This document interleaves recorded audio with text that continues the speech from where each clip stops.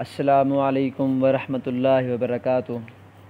کتاب الصلاۃ عمدۃ الاحکام سے باب صفت صلاۃ النبی صلی اللہ علیہ وسلم، حدیث نمبر 100 ہے۔ وعن ابی مسلمۃ سعید بن یزید الازدی قال سألت انس بن مالک رضی اللہ عنہ اکان النبی صلی اللہ علیہ وسلم یصلی فی نعلیہ قال نعم۔ ابو مسلمہ سعید بن یزید ازدی نے سیدنا انس بن مالک رضی اللہ تعالیٰ عنہ سے سوال کیا کہ کیا نبی مکرم صلی اللہ علیہ وسلم اپنے دونوں جوتوں میں نماز پڑھ لیا کرتے تھے؟ آپ نے فرمایا ہاں۔ یہ روایت صحیح البخاری کتاب الصلاۃ باب الصلاۃ فی النعال حدیث نمبر 386، صحیح مسلم کتاب المساجد و مواضع الصلاۃ باب جواز الصلاۃ فی النعلین حدیث نمبر 555 ہے۔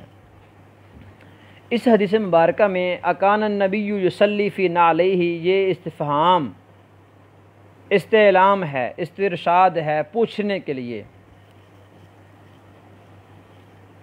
ابو مسلمہ سعید بن یزید ازدی کا یہ سوال یا تو اس وجہ سے ہے کہ لوگوں میں آپس میں جھگڑا ہو رہا تھا کہ جوتے میں نماز پڑھنی چاہیے یا نہیں پڑھنی چاہیے۔ کچھ کہہ رہے ہوں گے کہ پڑھ لیں، کچھ کہہ رہے ہوں گے کہ نہیں ایسا نہیں ہے۔ یہ کسی اور سبب سے بھی ان کا سوال ہو سکتا ہے، یا پھر خالی حصول علم کے لیے بھی یہ سوال پوچھا جا سکتا ہے۔ یعنی اہم ترین بات یہ ہے کہ سلف صالحین میں یہ حرص تھی علم پر کہ وہ چھوٹے چھوٹے مسائل میں بھی رسول مکرم صلی اللہ علیہ وسلم کی عمل، قول، اقرار، آپ کی سیرت، آپ کے طریقہ کار بے معلومات لیا کرتے تھے۔ سیدنا انس رضی اللہ تعالیٰ عنہ کا لفظ نعم بولنا یہ مکمل ان کے سوال کا جواب تھا کہ ہاں کان النبی یصلی فی نعلیہ۔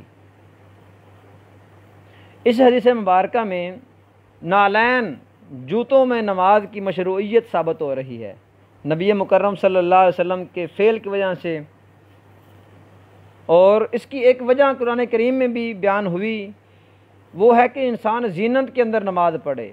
یا بنی آدم خذوا زینتکم عند کل مسجد۔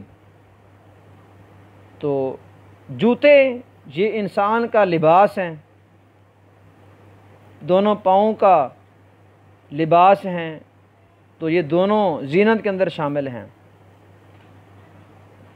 دوسری وجہ خود جناب محمد صلی اللہ علیہ وسلم یہ کام کر رہے ہیں۔ دوسرا فائدہ اس حدیث سے یہ ظاہر ہوا کہ جملہ جب جواباً جملہ ارشاد کرنا ہو انسان نے تو بالتصریح کھلے الفاظ میں جب نعم بولا گیا تو نعم کا مطلب پورا جملہ ہے۔ اس طرح جب ہم کسی آدمی سے کہیں کہ اطلقت امرأتک، کہ تو نے اپنی بیوی کو طلاق دے دی ہے، تو وہ یہ نہ کہے کہ طلقتھا، بلکہ اس کا لفظ نعم بولنا یہ قائم مقام ہوگا طلقتھا کے۔ اسی طرح سیدنا انس رضی اللہ تعالیٰ عنہ کا لفظ نعم بولنا یہ اس جملے کے قائم مقام ہے کہ کان یصلی فی نعلیہ۔ اسی طرح لفظ لا یہ نفی کے مکمل تصریحی جملے کے قائم مقام ہوگا۔ یہاں پر اگر کوئی کہنے والا یہ کہہ دے کہ ہم اس حدیث کو مد نظر رکھ کر نماز کو جوتوں میں پڑھنے کے جواز کے قائل ہیں،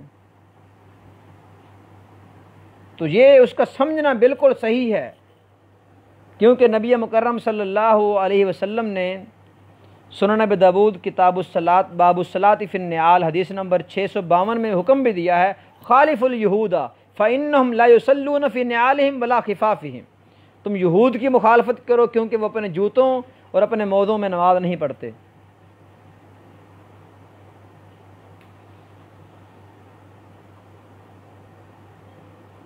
یہ نبی مکرم صلی اللہ علیہ وسلم کا ارشاد فرمانا، اس سے یہ چیز بھی ثابت ہوئی کہ جوتوں کو پہننا ان کی مخالفت ہے۔ اور صحیح سنن طبرانی روایت نمبر 7164 کے اندر آپ نے حکم دیا صلو فی نعالکم ولا تشبہوا بالیہود۔ تو نالین کے اندر نماز پڑھنا دو وجوہات کی وجہ سے سنت قرار پایا، ایک کہ رسول اللہ صلی اللہ علیہ وسلم کا فعل، دوسرا مخالفت الیہود۔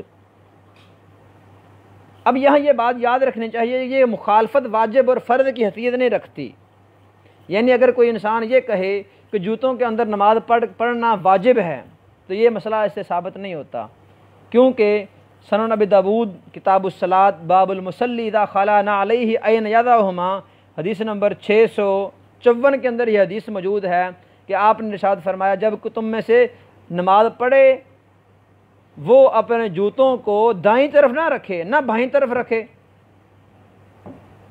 بائیں طرف رکھے گا تو اس کے غیر کی دائیں طرف وہ بن جائے گا، اگر بائیں طرف کوئی بھی نہیں ہے تو پھر رکھ سکتا ہے بائیں طرف، وگرنہ وہ اپنے جوتوں کو اپنے دونوں پاؤں کے سینٹر میں رکھ دے۔ تو اس سے یہ بات واضح ہوئی کہ جوتوں کو اتارنا تو ٹھیک ہے۔